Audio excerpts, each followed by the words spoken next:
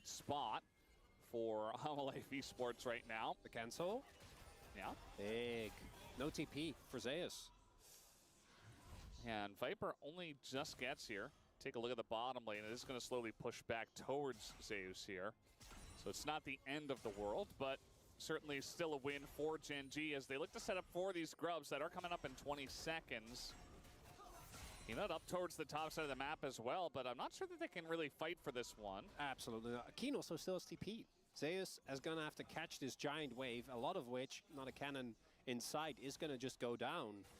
And Gen G applying a ton of early pressure here, as we do get a little Jonas Strong zoom-ins on every single of these doggos. 3 golds.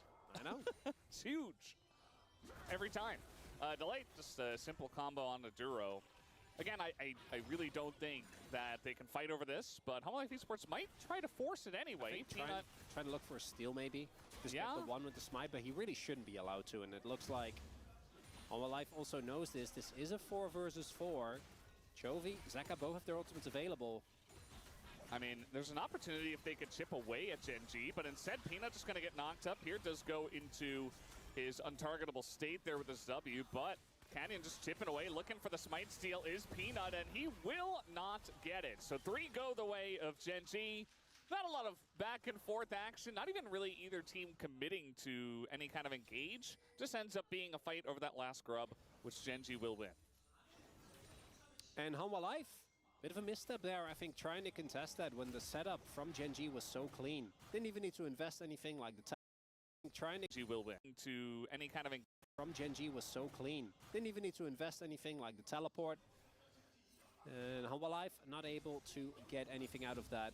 One thing that, as we talk about the great dive that's available for Gen G, I do think that the amount of tools that are available for Hanwha to get out of it is a lot better. Imagine being ruler in this game. There is an Ambessa that is going to desperately try to ult you. There is Neferi who can desperately try to ult you. Yeah. And then there's Aurora who will desperately try to ult you. Yeah.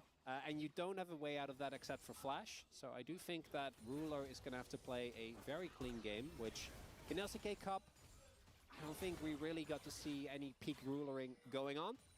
Thus far, though, Gen G in the early game looked great. And this is the type of thing that, if you're a Gen G fan, this is what you like to see. Early macro leads, nothing too crazy, good laning, CS leads slowly being built up. As I say that, immediately take a huge chunk from Zeka. Yeah, it's fun to watch the way Zeka's playing that lane, as look at this, Zeus is getting pretty low. Keen also playing his lane out quite well. Keep in mind, Zeus did go for the counter with the Ambessa. You know, it's hard to call it a counter really, but he chose it into the Jace, and so far he has been struggling a bit in that lane, falling behind in CS. We did have kind of a lane swap situation as well, where he fell, you know, you didn't get that XP in